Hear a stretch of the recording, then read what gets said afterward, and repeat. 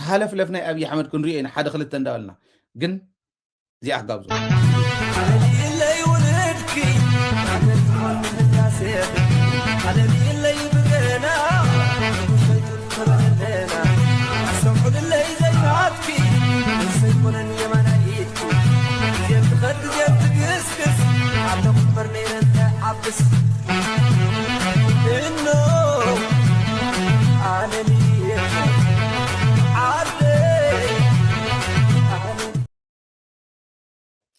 حزت تحالف لف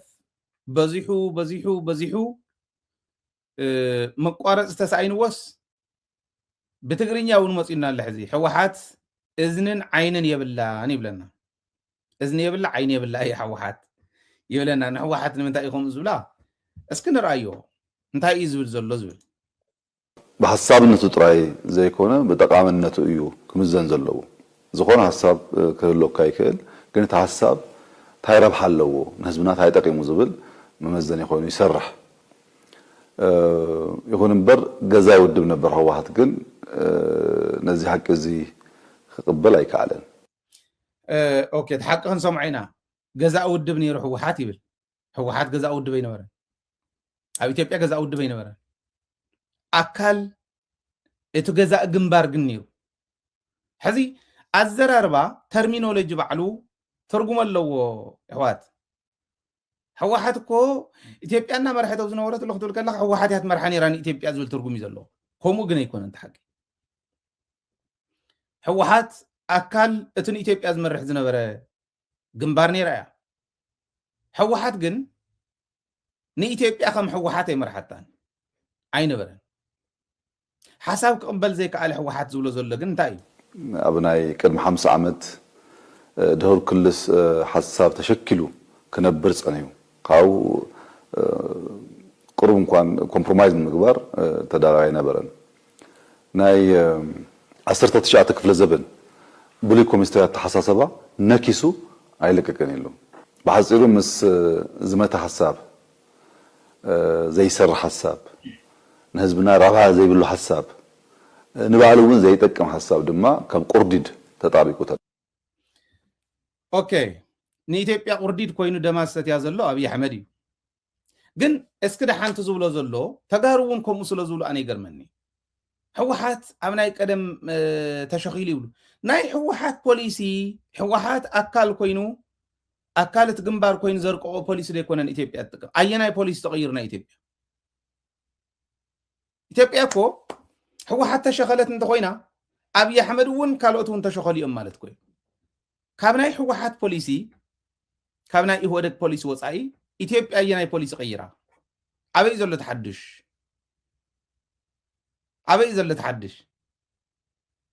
حدش ፖሊሲ حدش استراتيجي ዝቀየሰ ኃይል የለን ሕገ መንግስትና ዝነበረ እዩ ፖሊሲና ዝነበረ እዩ ስትራቴጂና ዝነበረ እዩ ናይ ኢትዮጵያ ፖሊሲን ስትራቴጂን ናይ ኢህወደግ ናይ ህወሓት ናይ ካልኦት ኣጋር ውድባት ዝነበራ ፖሊሲን ስትራቴጂን ያ ኢትዮጵያ ትኽተል ዘላ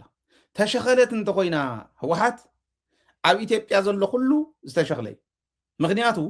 ቀይሩ ዘምጾን ንኢትዮጵያ ሓድሽ ነገር ዘተኣታተወላን ሓይሊ የለን እዚኣ ተቀይራ ቦ ዝኾነ ምድማር መጽሐፍ ገለ እንዳለ ይጽሕ ኣነ ኩለን አንብበየኒ ተን መጽሐፍቲ እኒዋኒ ሶፍት ኮፒን ውን ሃርድ ኮፒን ውን ኣለዋኒ አንብበየኒ ተኣምር የብሉን ብስሩ ብዛዕለ ንደመር ንተሐወስ ገለ መለ ይዝብል እዚ ደሞ እዚ ትግራይ ብምስላውን ዝገልጾ ዝነበረ ኮይ ዝሓበረ ያ ጻብዕትስ ዓርቃ የጽንባ እንዳበለን ዘመናት ነሽሓት ዘመናት ጸንሐሉ ኮይ አበይ ዘሎ ተሐድሽ ፖሊሲ ይዝብ ዘሎ ኣፍታ ምድማር ትበሃል መጽሐፍ ኣፍተን ሰለስቲን ክፋል ናይ ምድማር መንግስቲ ይበል ናይ ምድማር ትውልድ ይበል ግዛዕምዛዕ ይበለን ኣብዚአን ፖሊሲ ዝበሃል የለን ንተሐወስ ይዝብል እከለን ተሐዊሶም ከምዚ እንተገበሩ ንተሐወስ ሓቢርና እንተሰርሒና ክንዓቢኢና ያ ዳሞ ህዝቢ ትግራይ ገባር ትግራይ ውን ኮይ ዝፈልጣ ዓፂድ ከዓፅድ ከሎ ይላፈን ብልፍንቲ ሓቢርና እንተ ኮይና ሓቢርና እንተ ዓሚምናዮ ተዓፂድ ኣብ ሓፂር እዋን ክንውድኦ ኢና ኢሉ ስኻሎም ላፍነን ኣነ ንስኻን ሓቢርና እንተኮይና ኢና ንሚሉ ኣብ ማሕረስ ይላፈን ኣብ ዓፂድ ይላፈን ኣብ ፀህያ ይላፈን ኣብ ዓውዲ ይላፈን ተደሚሩ ተላፊኑ ተሓጋጊዙ ዝዓቢ ምዃኑ ዳ ገባር ትግራይ ይትፈልጣኒ ከመይ ዝበለ ደንቆሮ መፅዋ ከም ዘሎ ዝዓዲ ራእይዋ ሕዚ ኣነ ብኦቲዝም ክቕልደ ኣይደለን ኦቲዝም ዘለዎም ሰባት መብዛሕትኦም ተሪኢኹሞም ማለት ሕማም እንድዩ I'm sorry ማለት ከምኡ ዘለዎም ቅርከ ይብለኩም መብዛሕትኡ ግዜ መብዛሕትኦም ቶም ናይ ብኦቲዝም ዝጥቅዑ ርእሶም ንእሽተያ መብዛሕትኦም እዩ ዘሎ ኩሉ ብኡ ዝግለጽ ማለት ኣይኮን ናይ ባዕሉ ካራክተሪስቲክስ ክልዎ እዩ ቶም ሰብ ሙያ ይግለጽዎ ግን ንእሽተይ ሰብ ኣብ ላዕሊ ከፊሉ ከምዚ ዝበለ ተኣምራት ኮይ በቃ ኢትዮጵያ ተኣክል ዓዲ ሕምስ ምሳት ይዋ መለስ ዜናዊ ዝመርሓሉ ዝነበረ ወንበር ከምዚ ዝበለ ጨቕላ ከፊሉ ኣብ ከምዚ ዝበለ ጉዲና ዘለና እዚኢቱ ዕሪና ክንሰርሓለን ክንቅየረለን ዘለን ከም ህዝብ እንተተቀየርና ከም ህዝብ እንተተረዲእናዮ ከምዚ ዝበሉ ጨቓሉ ኣይክላገጹልናን ሒዙ ዘይለቀቕ ክኾነ ኣለዎ ትግራዋይ እስራኤል ረኣይዋ እስራኤል ንኸምዚ ዝበለ ነፈዝ ምሕረት የብላን ምሕረት ዘይብሉ መራሒ ግን ከዓ ዲሞክራሲያዊ ንዓዱ ዲሞክራሲያዊ ንጸላእቱ ግን ምሕረት ዘይብሉ መራሒ ትግራይ የድልያ መራሕትና ናብኡ ክቅየሩሎም እከለ ይኹን ኣይኮነን ሕዝቲ ጉዳይ ተጨኒቁና እኒሄ ከምኡ ኢልና እንተሃብና እከለ ክቅየር ለካ ይደሊ ሃይለ ይብለካ ባዕሎም እውን ረይድውሉ ክትቅይር ናተይ ስልጣን ከምዚ ተሓስብ ዲኻ ይብለካ ኣብ ከምኡ የለና ነቱም ሰብ ኣብ ከምኡ የለና ዝኾነ ይኹን ሰብ ነቲ ሕዚ ዝብሎ ዘለኹም ተተረዲእዎ ትግራይ ዘድልያ ሕዚ ዲሞክራሲያዊ ንውሽጢ ዓረርማፅ ዝኾነ ከዓ ነደገ መራሒ የድልያ ማለት እዩ እዚ ዝብል ዘሎ ከምዚ ዝበለ ጨቕላስ ዝኾነ ሓደ ጭኹራ ክላገፀልካ እንታይ ይብል ከም ዘሎ ይፈልጦን ሕዚ ኣበይ ዘሎ እቲ ናይ ሕወሓት ተሸኸለትሉ እንተልካየስ እንታይ ክብል ከም ዝኽእል ይፈልጥ ዝሰምዕ እዝንን ዝርኢ ዓይነን የብሉን እውን ይብላ እዩ ዝሰምዕ እዝኒ እውን የብሉን ክሪኢ ዓይኒ እውን የብሉን ድልውት እውን ኣይኮነን ሓድሽ ነገር ንምስማዕ ዝተዳለወ ውድብ ጽቡቕ ነገር ንህዝብና ዝጠቅም ነገር ክሰርሕ ኢልካ ንምእማን ድማ ዝጸግመካ እዩ ከም ዝፍለጥ ዓለምና ኣብ ዝሓለፈ ይስራ ወይ ድማ 30 ዓመታት ብዝገርም ኩነታት ተለዊጣ እያ ዘላ ገጅፍ ለውጢ እዩ ዘሎ ዓለምና ዘለናዮ እዚ ግዜ ናይ አርቲፊሻል ኢንተሊጀንስ ናይ ሮቦቲክስ ዘመን እዩ ብዙሓት ነገር ተቀይሮም እዮም በፍልስፍና ደረጃ እውን እዋኑ ብድሕረ ዘበናውነት ዝፍለጥ ኮይኑ ቀዳሚ ረብሓ እምበር ቀዳሚ ክልስ ሓሳብ ዝበሃል የለን እዩ ዝበሃል ብዓለም ደረጃ ፕራግማቲዝም እዩ ዝበሃል ዘሎ ሕጂ ብትርጉም እዞም ሞቲቬሽናል ስፒከርስ ዝበሃሉ ኣለው ስለዝሰምዕ በቃ ተጋህቲፉ ንሳቶም ዝዛረብዎ ተረዲኦም ዝዛረብዎ እንታይ ተረድኦ ክዘባርቕ ትሪእዎ ድሕረ ዘመናውነት ይብለኩም ኣሎ ኒዮ ሊበራሊዝም ፍልስፍና ሊበራሊዝም ኣተኣታትዮም መንግስቲ ናይ ሞኒተሪንግ ስራሕቲ ጥራሕ ዝሰርሑ ኮይኖም ሞኒተሪንግ ካፓሲቲ ግን ቢዮንድ ኤኒ ፕራይቬት ሴክተር ኣብ ዝኾነሉ ዓዲ ይበሃል ሰሚዑ እዩ ዝዛረብ ዘሎ ሕዚ ሰምዕ እዝንን ዝረአ ዓይኒ የብሉን ዝልወጥ ኣይኮነን ይብሎ ኣሎ ንሕወሓት ከምቲ ዓንተ ወይ ዝበልክዎ ኣብ ኢትዮጵያ ልምዓታዊ ዲሞክራሲ እዩ ነይሩ ልምዓታዊ ዲሞክራሲ ምድማር ይበላ ምቕናስ ይበላ ብዘየገድስ ፖሊሲ ኮይና ዝመፀት የላ ናይ ኣብይ ኣሕመድ ካብ ልምዓታዊ ዲሞክራሲ ወፃኢ ዝፈልጦ ፖሊሲ የብሉንቲ ህዝቢ ዝፈልጦ ፖሊሲ የብሉንቲ ምሁር ሓይሊ ዝኸይድ ዘሎ እዚ እዩ ኣብ ኢትዮጵያ ዝኸይድ ዝኒሄ እዚ እዩ ልምዓታዊ ዲሞክራሲ ድዩ ንኢትዮጵያ ድሕር ኮይንዋ ዘሎ ኢትዮጵያ እኮ 85% ባህላዊ ሕርሻ ተኸቲሉ ወይ ተጠቂሙ ናብሩ ዝመርሕ ማሕበረሰብ ዘለዎ ዓዲ ኮያ 85% ኢትዮጵያዊ ኣብ ድሑር ኤክስትሪምሊ ድሑር ሬሌቲቭሊ ምስ ዓለም ኣብ ኢትዮጵያ እውን ከድካ ድሑር ዝበሃል ናብራ ዝነብር ትሑት ዝበሃል ናብራ ዝነብር ኮይኑ artificial intelligence ንገባር ካብ ብዕራይ ናብ ትራክተር ዘይሕለፎ ካብ ኣድግን ጊመልን ጌርካ ምሕራስ ናብ ትራክተር ዘየሳገርካዮ ገባር artificial intelligence robotic ሰራሕተኛ ብሮቦቲክ ስራሕቲ ከተገባድድ ትኽእል ኢኻ ኢልካ ስለ ዝተዛረብካዮ እንታይ እዩ ክገብሩሉ መጀመርያ ልምዓታዊ ዲሞክራሲ ትመርፀሉ ምክንያት ነቱ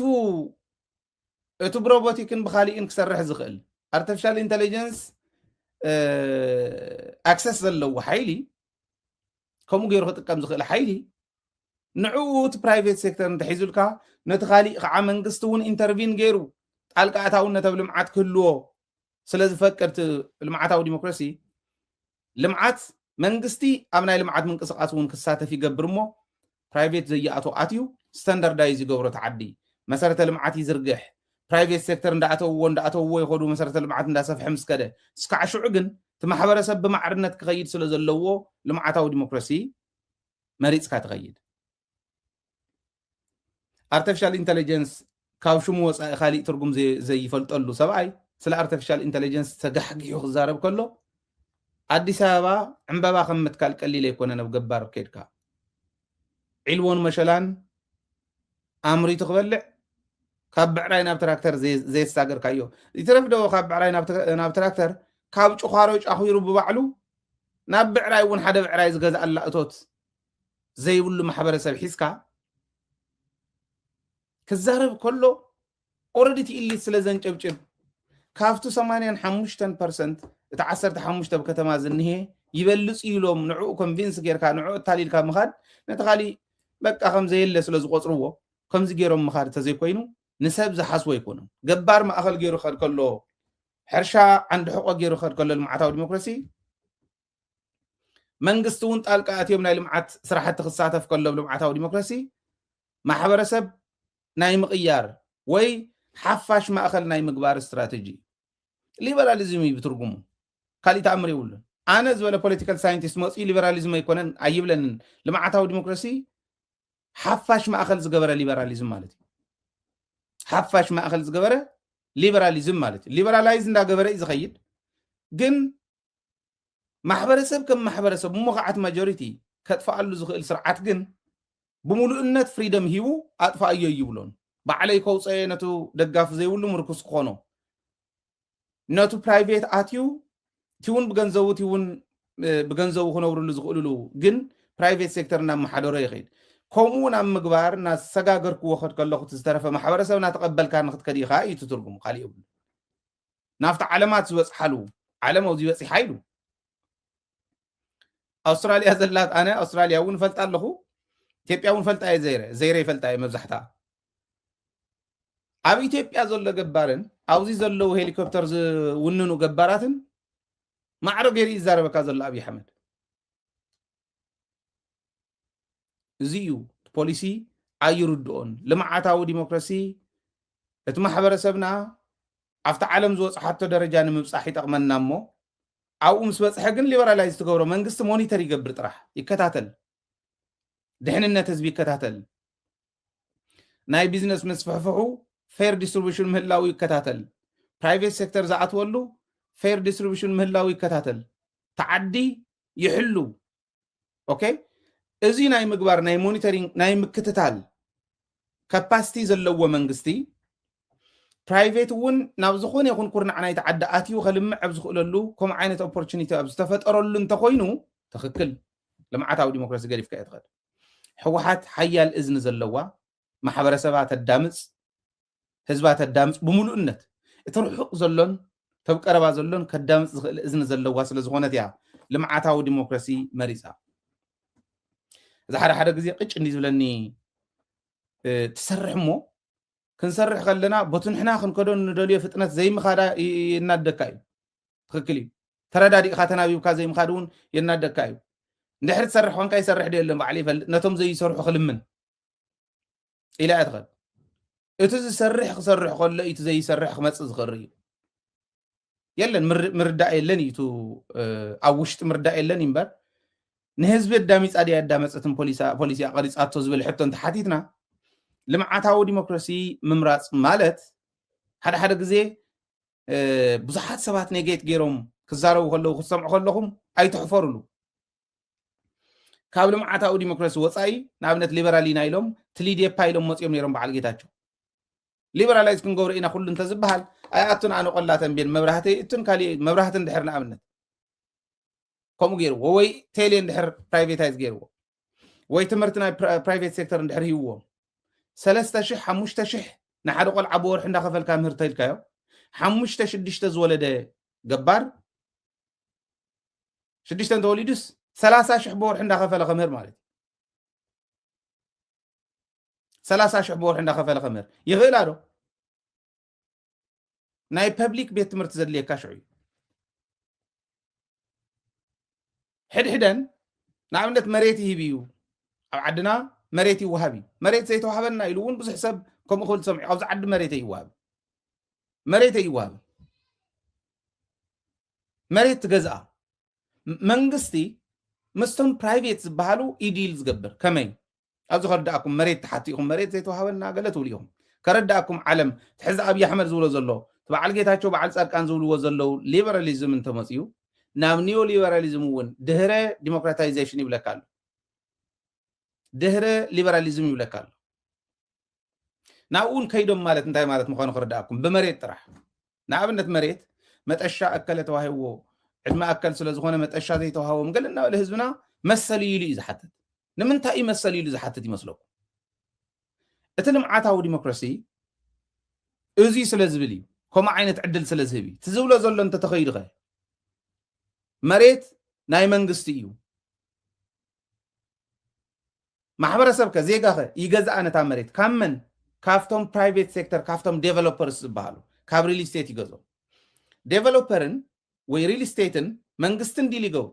መንግስቲ ንሓደ ዴቨሎፐር ዝኸባብ እዚዩ ኣብ ዝኾነ ከተማ ሰበር ኣብ ወሰን ከተማ መሬት ለትሰይ መቐለ እንተኢልና ዝኾነ ንላዕላይ ይኹን ታሕታይ ገፅ መሬት እንሄ እዚ ክንእትዎ ኢና መንግስቲ ይእትዎ እሞ ናብ ከተማ ይእትዎ እሞ ንዴቨሎፐር ይህቦ ዴቨሎፐር ሎትስ ኣውፂኡ ቆራሪፁ 400 ካሬ ሜትር 200 ካሬ ሜትር 500 ካሬ ሜትር እንዳበለ ሰላሊዑ ሊዝ የውፆ ኦኬ የውፆን መሸጣ ማለት ንዕዳጋ የውፆ ንዕዳጋ ምሰውፆ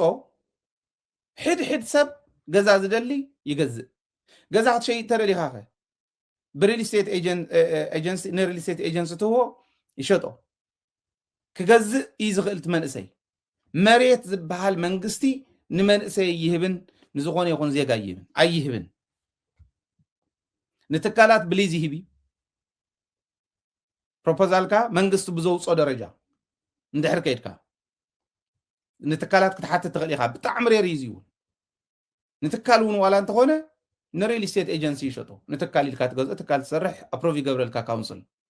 مزغجاويت مالتي اوز عدهمي امريكا همي اوروبا همي اينا اي اوروبا من اسي اينا اي امريكا اي استراليا من اسي مريت كعدر ريهم مريت معدال زبال يلا مريت ناي حزب ناي منغستنيو مريت كلمع توديبو كلمع اتغطر زلون كمهار حكمنا خركب طعنا كيلا ساتلايت بيت مرتي كسرح للو وندا ولا خد كلت منغستي فور جرانت ديتو سرو سرعت كغير كل زغيري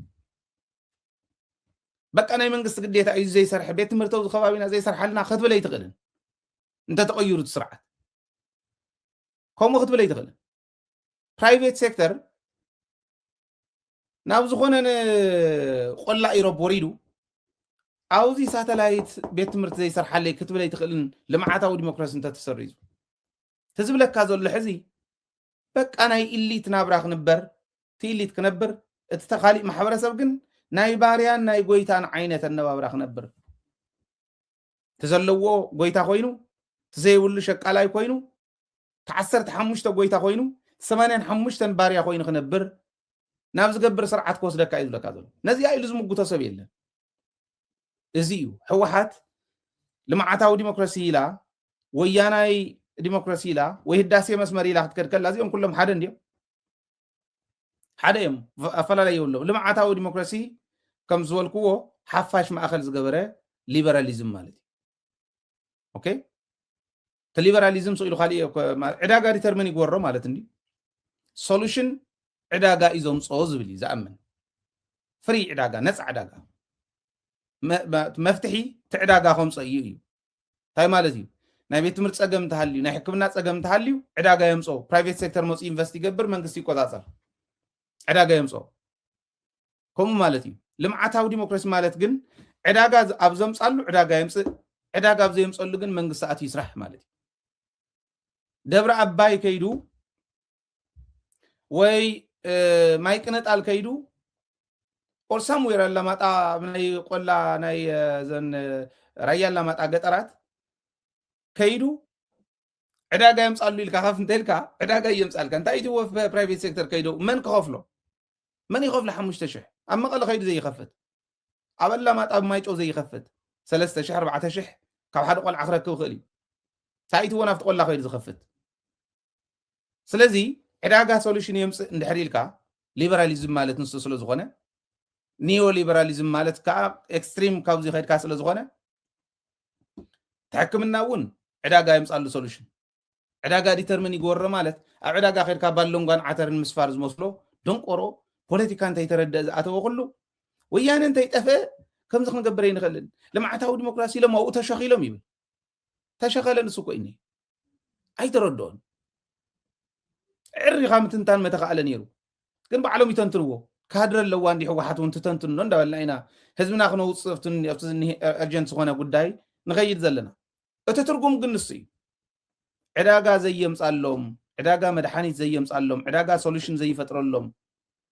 كبابتات له غنا زي لمعو منقد اندحر زي حاليس كوروكونچ خمز ندبلت كيدا مكينه ترانسبورت ون ولا انت خونه كتكدل كاي تقلن اي قدل كان تايتو لمص ختمه زي يسرح تعداقا له تعداقا زي ولو جبار يموت مالتي يودع مالتي نخلو ستاندردايز قبر غنتايو منغستي اب لمعات ون يساتف ابي برايفيت بزياتو اسكع معز لمعات كل اتيو برايفيت سيكتور دفيرو خاتو اب زخوللو درجه اسكع زبصح اتنا يقل مالت برايفيت مالت اتنا يقلي سبهافتي دفيروم اتيوم انفست نغبرينا قلاتات اوزي بيت تمرت خسرحي اوزيو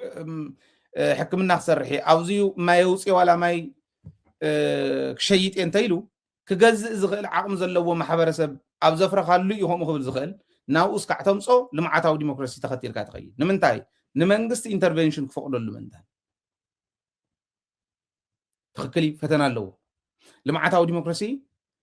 فتنا يلو زقمطو بعلو انا مالت عدل رخيبنا يا مرار حسلطنا سلطينني عبي فتنا مالت يودق لعلو يا مرار حسلطن كله خبين فرسات وسيدو تعدل سلز رخوكو ناي لمعاتاو ديمقراطي عبي فتنا كراي اكابنت يلقميطو ناي كراي اكابنت وانا مغلصي تيبيكال مغلص خا غعزينا مصنا يلقميطو اقميطو ويت فتنا قلص يتفتنا اتترغمو كم تزغلص زنوركو ينحفاش اتفتنو عكري اكابنتيو ليوا مسنيا يفطر مريت شيط عدس شيط كفطريو نزي خا بقع كل غزي خمزي انا غوركو زغلصلكم بعقمن بقنعنان مزين كاتتو مرح خلو كالو نمنتاي صر مسنا بمققام يكون كان مسنا تقوم مسنا تصيف مرحي مسنا تصيف محبرسب بمفراي